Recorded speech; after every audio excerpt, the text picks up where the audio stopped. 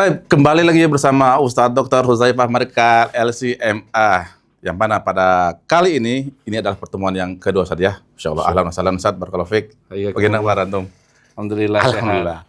Kali ini kita membahas pertemuan yang kedua, membahas ya kelanjutan yang kemarin nih tentang problematika rumah tangga dan solusinya. Tapi insya Allah ini berurut Ustadz ya. Mulai dari pekan kemarin itu membahas apa kemarin itu Ustadz, bagaimana mencari pasangan hidup. Kali ini insya Allah kita akan membahas melamar aja, bukan melamar kerjaan Ustaz, tapi melamar pasangan hidup. Baik, Ustaz, sebelum kita memulai pertanyaan atau diskusi, mungkin antum ada sepatah dua patah kata untuk memulai diskusi kali ini, Ustaz. Ya, Bismillahirrahmanirrahim. Alhamdulillah, wassalatu wassalamu ala Rasulillah. Memang kita belajar fikih pernikahan, kita belajar tentang fikih rumah tangga. Itu semua orang senang biasanya belajar tentang fikih rumah tangga, belajar tentang fikih pernikahan. Beda ya kalau orang belajar tentang kitabut toharoh, kita belajar tentang kitabus sholah, itu ya memang kita perlu fokus. Tapi kalau kita udah masuk kepada kitabun nikah atau bab pernikahan, itu semua hati kita, pikiran kita itu condong dan semangat untuk mempelajarinya. Jadi kita semua tetap harus belajar, karena memang segala sesuatu sudah diajarkan di dalam agama dan sudah ada lengkap sekali rambu-rambunya dari Allah dan dari Rasulullah SAW.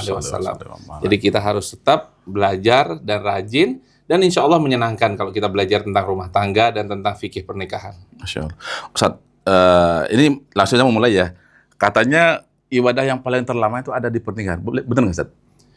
Mungkin kita bisa bilang salah satu ya. Salah satu di antara ibadah terlama yaitu pernikahan. Karena memang setiap dari kita, ketika seorang suami menjalankan perannya sebagai suami, dia pagi-pagi ngantar anak sekolah, belikan sarapan buat istri dan lain sebagainya, itu juga terhitung ibadah. Ini antum kayaknya itu.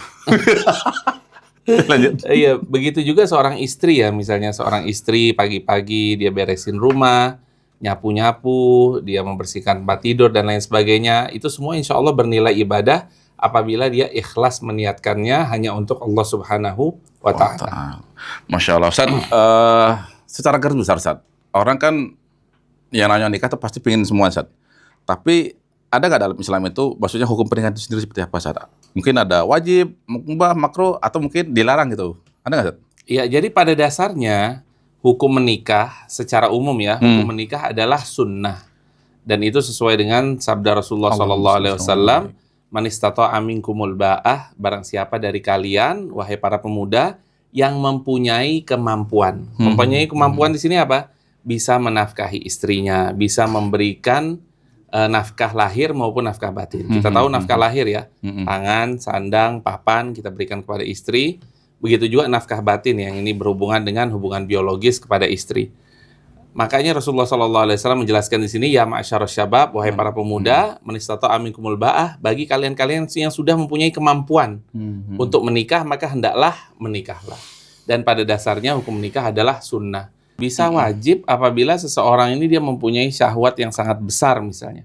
Kemudian kalau dia tidak menikah, maka ia akan terjerumus dalam perzinahan.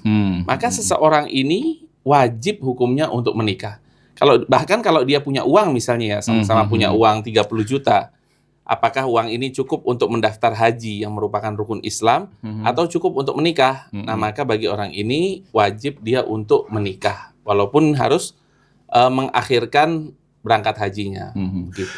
Tapi yang pernah Anda baca, Ustaz, ada sebagian ulama nggak nikah, itu gimana, Ustaz? Nah, kalau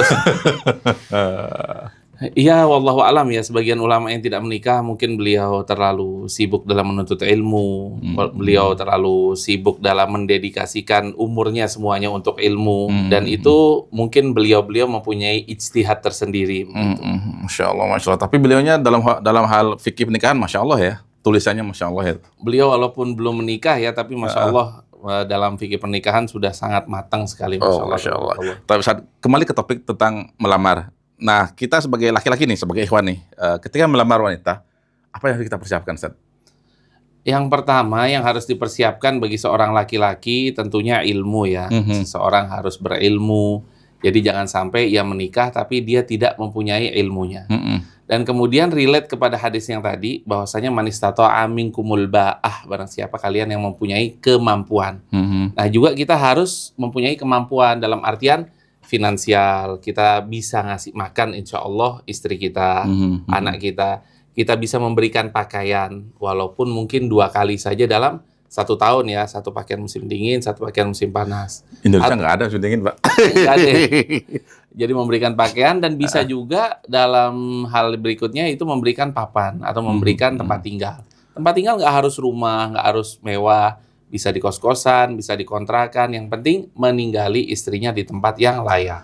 Artinya terpisah, kalau bisa terpisah dengan rumah sebelumnya gitu ya. Kalau bahasa Balinya rumah mudanya gitu, Ustaz. Ya, jadi sebenarnya tidak harus berpisah ya kalau misalnya dia tinggal di situ. Tapi memang lebih baiknya seseorang istri kalau bisa ia berpisah dengan mertuanya yang perempuan maupun yang laki-laki. Karena memang hak untuk mendapatkan tempat yang ada privasinya yaitu adalah haknya istri. Baik, Ustaz. Apa namanya dalam hal melamar ini, apakah sama pengertian antara melamar dan khitbah? Ya memang betul. Khitbah itu bahasa Arabnya ya, bahasa Indonesianya kita melamar. Nah jadi bedanya khitbah sama khutbah kita tahu kan. Kalau khutbah pakai dhammah itu ya ceramah, khutbah Jumat, khutbah akikah dan lain sebagainya. Kalau khitbah pakai kasroh itu artinya melamar. Melamar. Taib. Kemudian jarak antara khitbah dengan kita melaksanakan pernikahan, apakah boleh lama atau harus cepat, Ustaz? Sebenarnya tidak ada batasan waktu sendiri ya dari para ulama ya, boleh lama atau boleh cepat. Tapi sebaik-baiknya adalah disegerakan. Karena khairul birri ajiluhu. Sebaik-baiknya kebaikan adalah yang dikerjakan sesegera mungkin. Jadi kalau bisa ya nggak usah terlalu jauh lah. Biasanya orang habis khitbah, habis melamar seorang wanita, itu banyak setan-setan muncul. Iya. Wih, ternyata kita ngelihat di tengah jalan misalnya lagi antri lampu merah atau bagaimana, oh kok ternyata ada yang lebih cantik. Oh kok ternyata ada yang lebih solehah. Oh tadinya kita ngelamar misalnya akhwat 15 juz dia punya hafalan. Ternyata besoknya ada yang datang ada nawarin juz. Dari kemarin ente kemana? Nggak ada. Nah sekarang setelah khitbah mulailah ada bisikan-bisikan. Jadi kalau bisa jarak antara khitbah dengan pernikahan tidak usah terlalu lama. Dan Ustaz nggak usah terlalu pendek juga ya. Karena ada beberapa kasus, Ustaz. Dari khitbah dengan nikah itu cepat sekali. Alhasil kan karena nampaknya kelihatan solehah apa segala macam. Alhasil setelah nikah, masya Allah, su'ul adab. Oh begitu. Iya. Iya. Jadi memang penting juga ya setelah kalau bisa sih sebelum khitbah ya. Sebelum khitbah kita mencari tahu Pas masa ta'arufnya ya. Betul, sebelum khitbah itu kita cari tahu dulu ini keluarganya bagaimana, ini akhwatnya bagaimana, ini yang pihak laki-lakinya juga bagaimana. Kita cari tahu dulu semua. Kalau kita sudah cocok baru kita maju ke khitbah. Jadi jangan sampai kita khitbah baru setelah itu kita cancel walaupun masih boleh-boleh aja ya. Kita cancel sebelum melaksanakan pernikahan. Itu masih boleh. Berarti tahapannya adalah pertama kita mungkin kalau pengen nikah dulu, ta'aruf dulu kan? Ta'aruf dulu atau gimana, Ustaz? Ta'aruf kemudian melamar atau khitbah baru menikah gitu? Betul. Yang pertama kita cari tahu dulu, kita ta'aruf dulu, kita kumpulkan informasi sedetail mungkin tentang perempuan ini atau tentang calon suaminya. Baru kalau kita sudah serak, baru bismillah kita masuk kepada khitbah. Nah setelah khitbah, setelah kita melamar, kalau kita sudah cocok, kita selagi mempersiapkan kan ya. Jadi kita khitbah itu kan kita bisa diterima, bisa ditolak kan sama pihak perempuan. Kalau pihak perempuan menerima, ya baru kita masuk ke next step, yaitu pernikahan. Dan selama khitbah ke pernikahan itu bisa persiapan lah, nyari gedung lah, nyari ini itu, dan lain sebagainya. Yang pernah Anda baca adalah ketika seseorang sudah di khitbah, itu nggak boleh menerima pinangan lain lagi saja. Betul. Atau seperti apa? Jadi memang di dalam agama kita ya, semuanya sudah lengkap. Seperti kalau kita sudah nawar misalnya, oh Ana mau beli rumah antum ya, seharga 1 miliar misalnya, oke, deal. Tahu-taunya nanti siang ada yang nelpon, rumah antum udah laku apa belum? Sudah ditawar 1 M misalnya. Walaupun belum akad. Tapi ya udah Ana beli deh 1,1. Nah itu antum nggak boleh ngelepas karena antum sudah deal dengan dia. Begitu juga walaupun khitbah. belum ini ya akad ya. Walaupun belum akad. Iya. Begitu juga khitbah ya. La yakhtibur rajulu ala khitbati akhih kata Rasulullah SAW. Jangan melamar wanita yang sudah dilamar oleh saudaranya, saudara sesama muslim. Jadi kita nggak boleh melangkahi lah. Kecuali kalau sudah dapat kabar dari pihak perempuan. Mhm. Misalnya pihak perempuan dilamar oleh seseorang bernama Ali misalnya. Mhm. Kemudian Ali datang, kemudian pihak perempuan sudah menjelaskan bahwasanya kami tidak menerima lamaran. Nah, baru orang lain boleh masuk ke keluarga perempuan tersebut. Yang boleh membatalkan khitbah bisa dari kedua pihak atau satu pihak aja, Ustaz?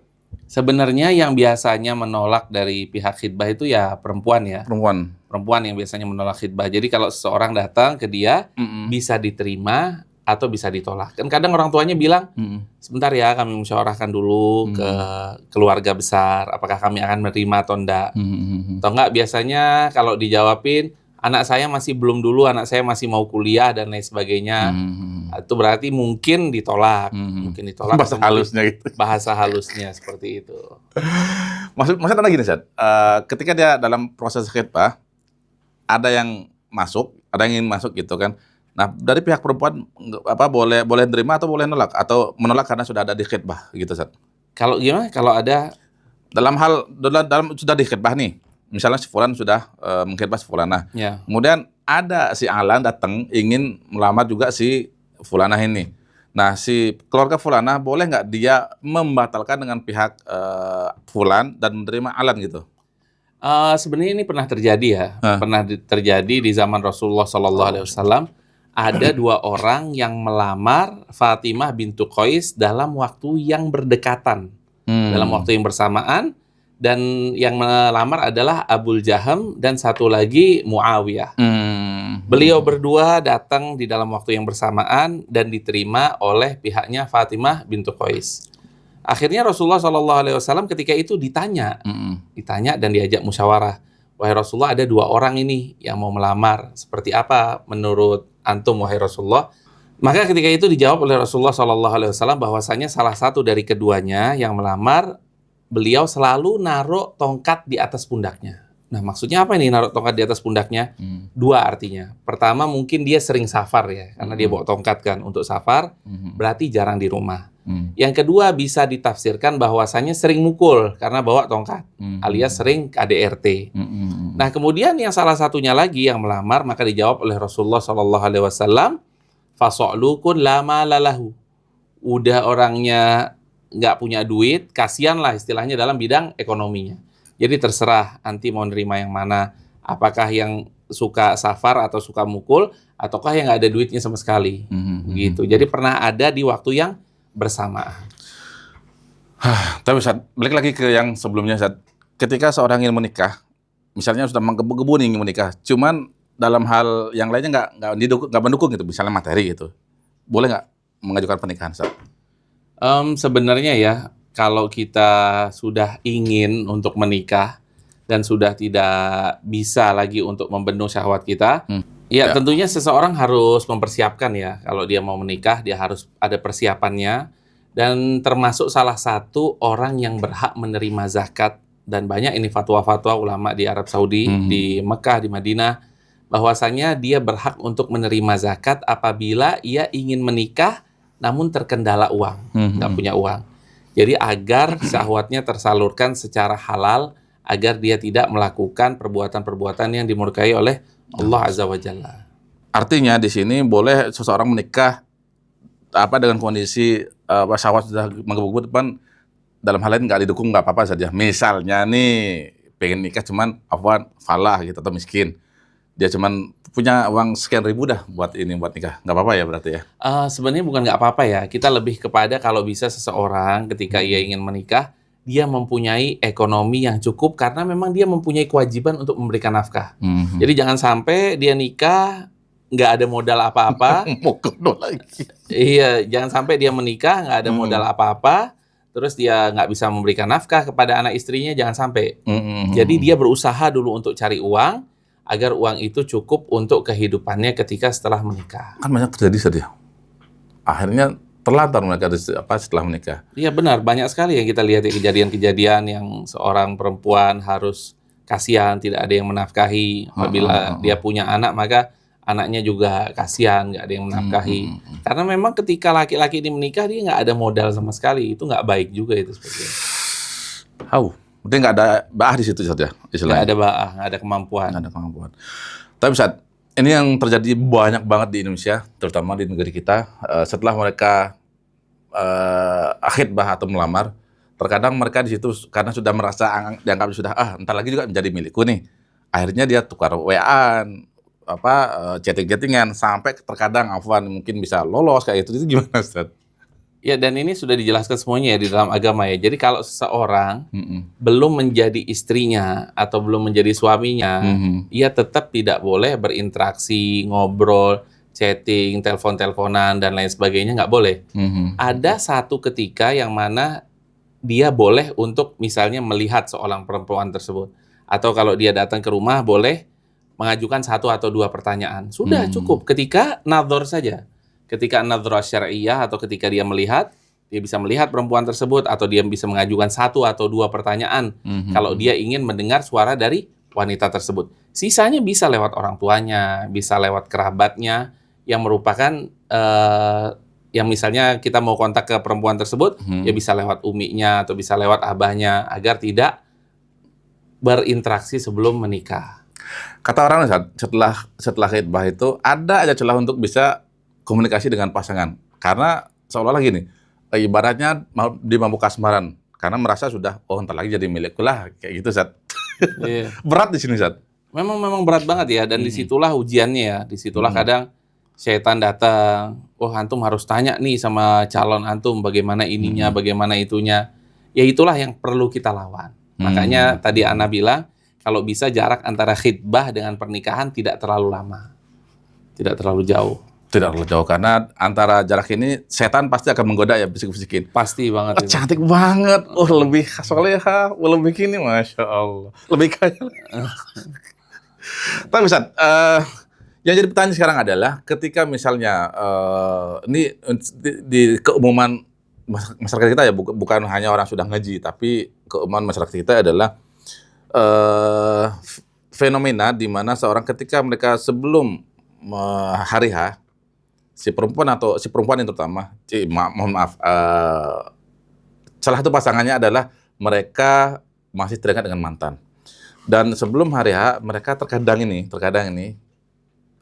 ketemuan dengan mantan apa segala macam, istilahnya say goodbye lah. Tapi di malam itu justru mereka melakukan sesuatu yang nggak terduga. Pernah dengar nggak? Pernah dengar.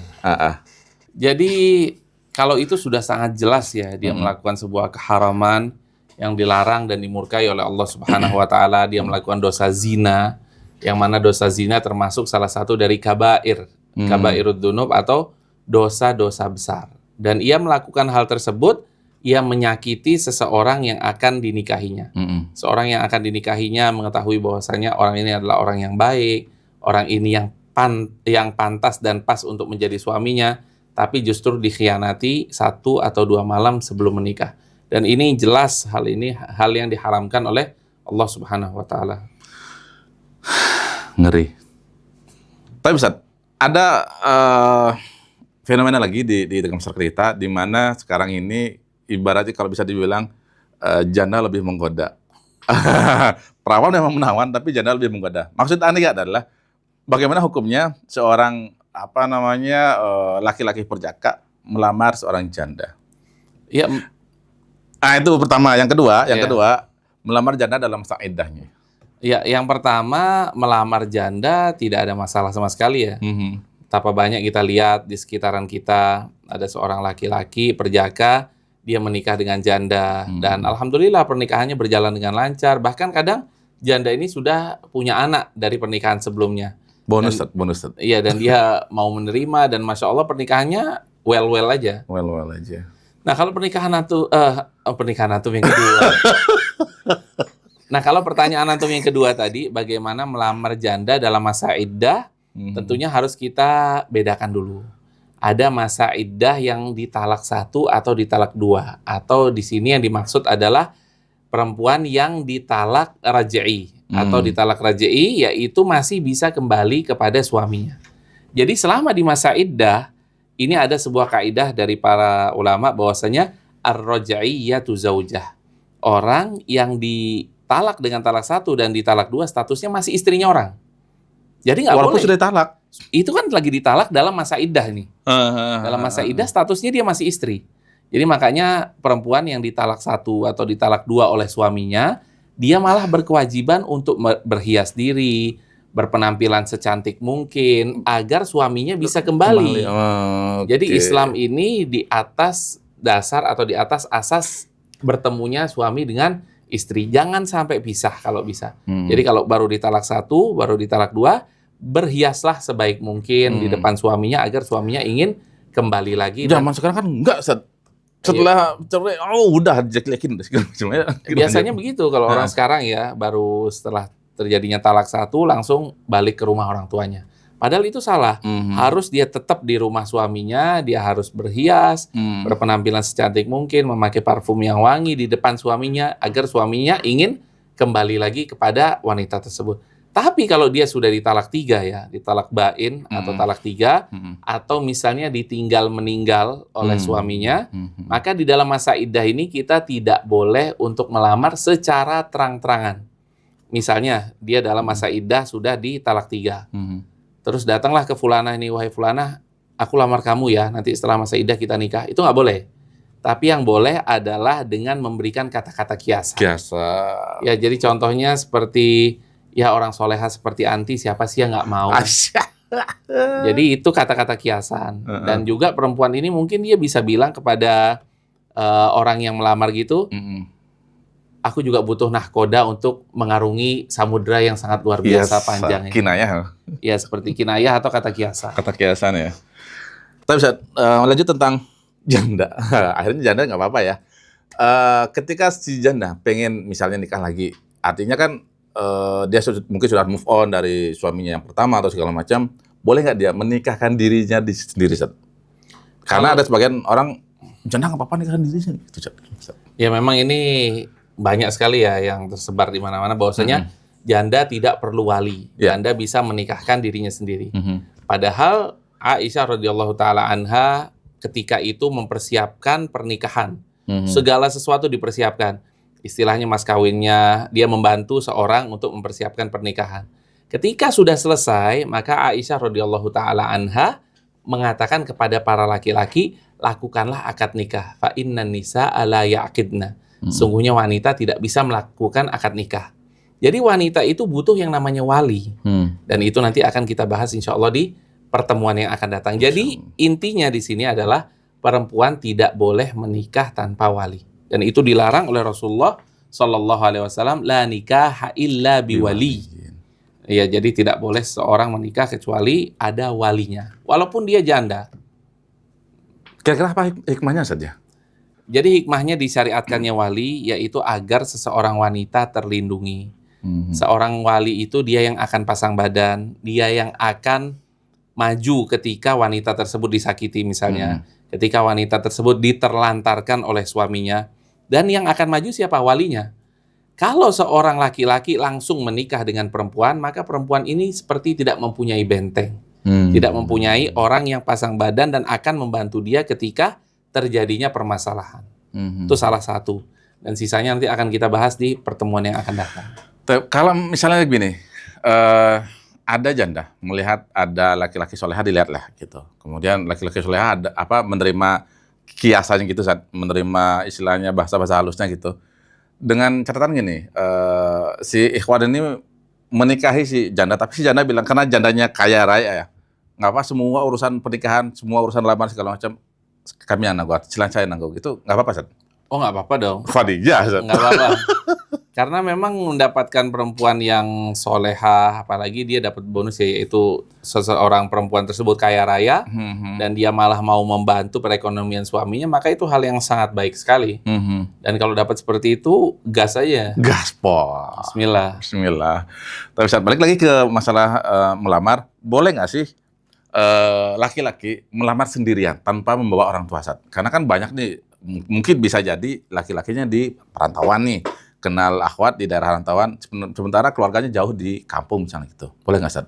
Boleh aja. Kalau dia melamar sendirian boleh.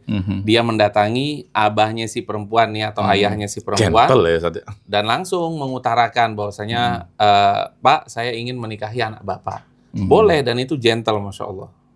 Kalau misalnya ketika melamar diwakilkan, Boleh, kalau melamar diwakilkan boleh. Boleh. Yang lebih dari itu ya, akad nikah diwakilkan aja boleh.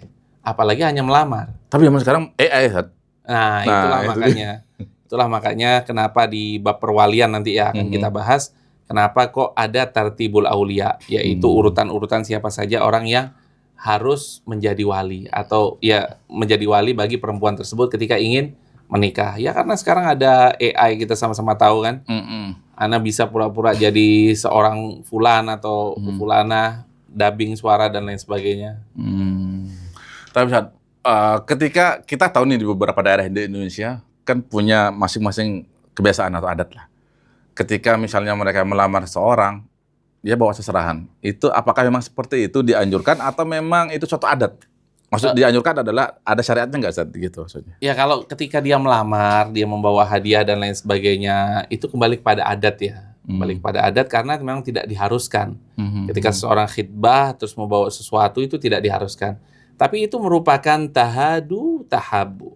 Salinglah kalian memberi hadiah, maka kalian akan saling mencintai. Ya pinter-pinter kita lah, masa kita mau ngambil anaknya orang datang nggak bawa apa-apa, kan nggak enak juga kan. Kadang kita ke tempat temen aja kita bawa martabak. Iya. Masa kita mau ketemu sama calon mertua nggak bawa apa-apa. Tapi ada yang unik, Ustaz. Ada saudara kita sebelum sebelum menikahi istrinya, Ustaz. Bapaknya dulu dianggurin, Ustaz. Artinya bapaknya dijadiin sahabat, Ustaz. Kan Ustaz ya? Dijadiin sahabat gimana nih? Ya sebelum nyari anaknya, sebelum nyari istrinya nih, sebelum nikah. Jadi bapaknya si Ahwat ini dijadikan teman dulu, Ustaz. Oh, Ajib kan, Ustaz? Masya Allah luar biasa.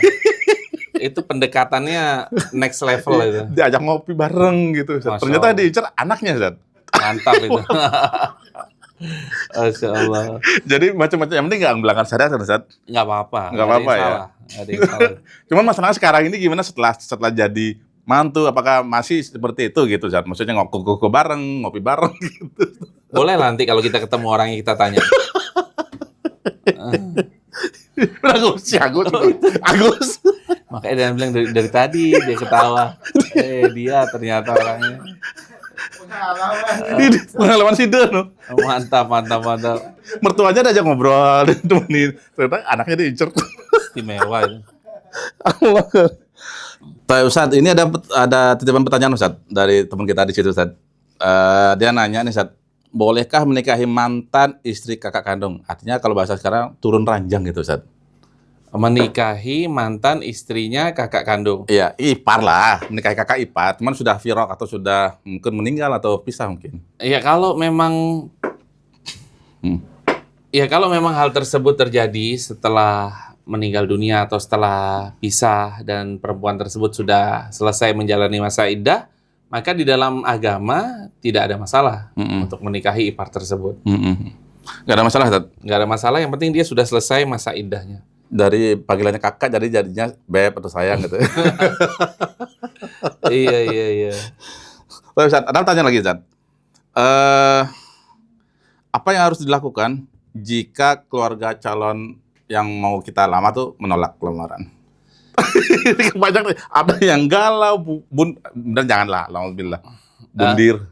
Oh iya, jadi kalau misalnya antum melamar kepada salah satu keluarga, kemudian ditolak, santai aja. Masih banyak kok wanita di muka bumi ini. Antum nggak dapat sama dia, ya memang kita mau bilang apa lagi kan? Kalau emang sudah ditolak, mungkin bukan Jodoh akhwat tersebut yang terbaik buat antum. Bisa jadi Allah menyiapkan untuk antum wanita yang lebih baik daripada akhwat tersebut. Karena seperti yang kita bahas sebelumnya, Ustadz, orang yang kasmaran itu susah sekali untuk diberikan nasihat atau segala macam. Tapi mereka akan sadar ketika sudah terjadi menikah. Oh mungkin kalau aku dengan begini nanti begini, nanti aku dengan begini gitu saja. Betul. Biasanya orang menemukan hikmahnya tuh di akhir-akhir ya. Ternyata dia sudah selesai menikah, mungkin dia menikah dengan orang lain, dan ternyata terjadi sesuatu kepada seseorang yang tadinya ingin dilamar. Oh alhamdulillah, nggak jadi nikah sama dia. Biasanya begitu sih biasanya. Biasanya saja. Iya. Oke. Dalam proses melamar, ketika kita diskusi dengan calon orang tua, calon mertua apa segala macam, di situ kadang kan sudah menentukan tanggal apa segala macam untuk pernikahan.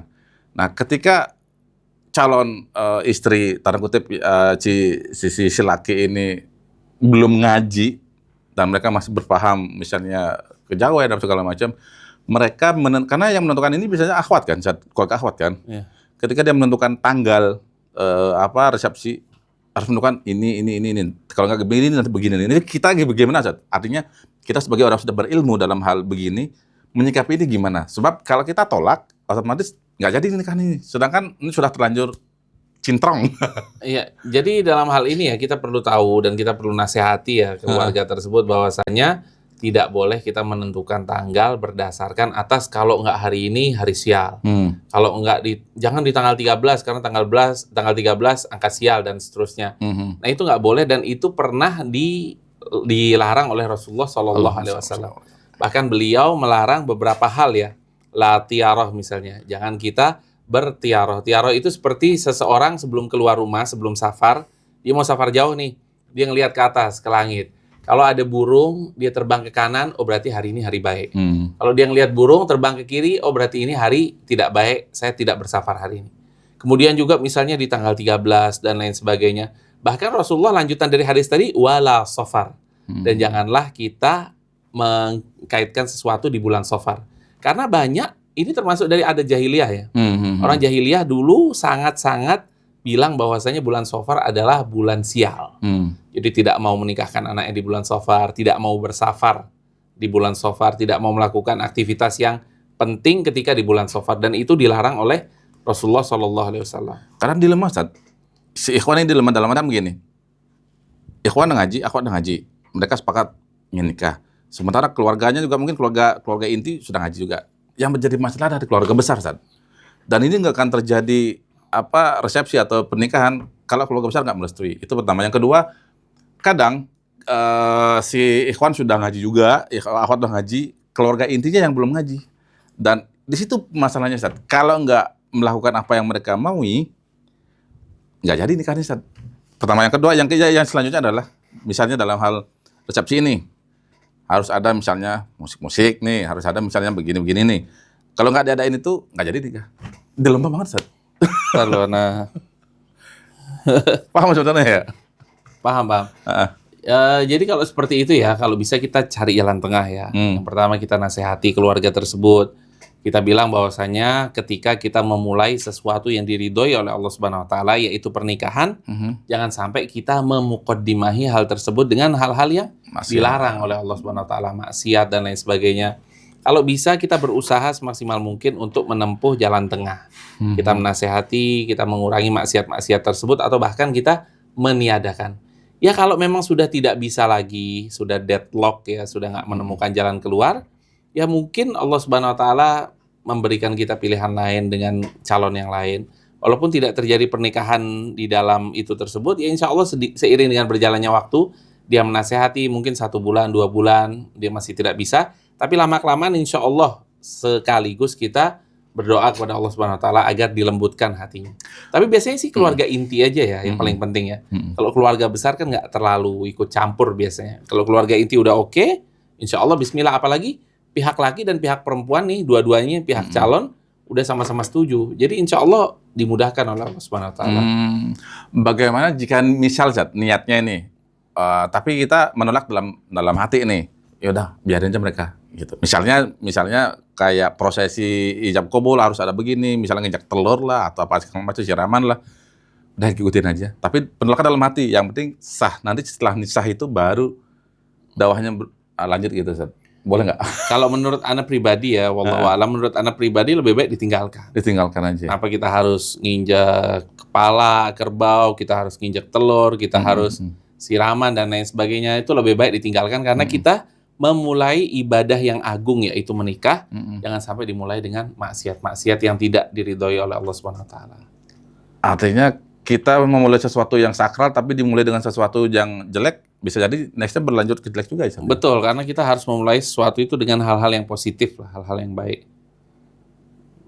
Ternyata Islam semua mengatur saja. Betul, Masya Allah. Kompleks, lengkap, komprehensif dari A sampai Z sekecil apapun sudah sudah diukur lah di dalam Islam. Masya Allah.